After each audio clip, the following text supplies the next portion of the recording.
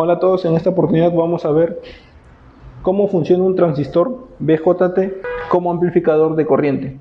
Tenemos acá un transistor BJT y utilizaremos dos multímetros para medir la corriente de nuestro colector y la corriente de nuestra base.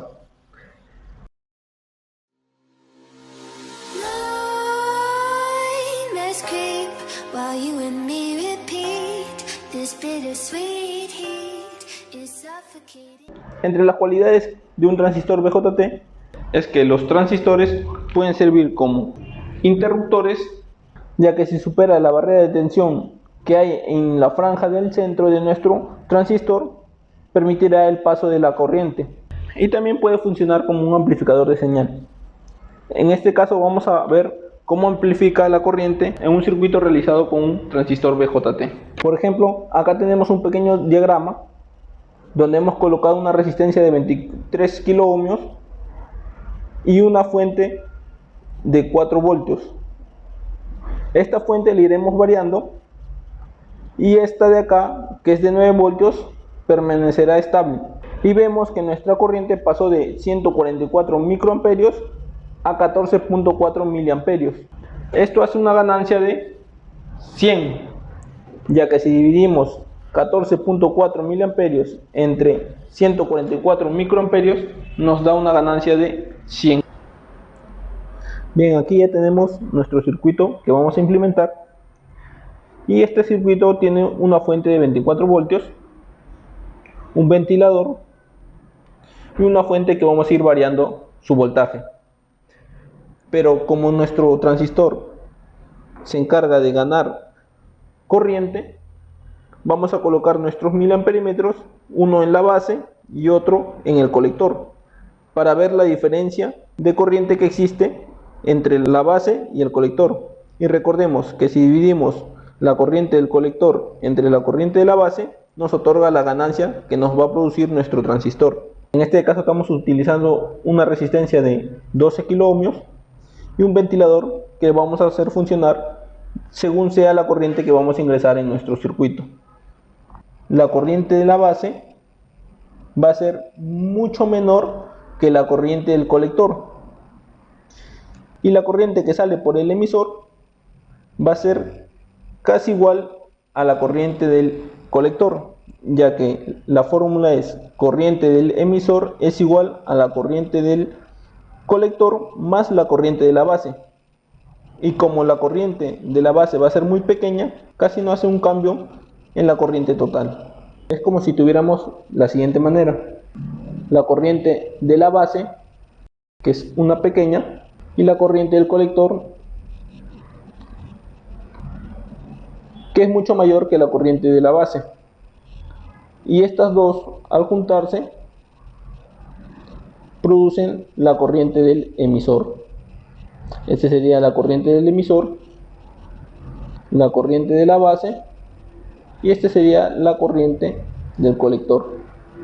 Entonces, la corriente del emisor es igual a la corriente de la base y la corriente del colector. Dicho esto, procederemos a implementar nuestro circuito. Acá tenemos nuestra fuente de 24 voltios. Esta será nuestra fuente, la cual iremos variando para variar la corriente que va a pasar por nuestra base de nuestro transistor. Tenemos un transistor, el cual es colector, base y emisor, donde el colector está conectada al neutro de nuestro ventilador y el positivo de nuestro ventilador está conectado al positivo de nuestra fuente. El neutro o el negativo de nuestra fuente está conectada al emisor de nuestro transistor, y la base de nuestro transistor está colocada a nuestra resistencia. En este caso es una resistencia de 12 kiloohmios, y la entrada de la resistencia va conectada a nuestra fuente DC. Para este circuito vamos a modificar la corriente base y veremos cómo es amplificada en este multímetro.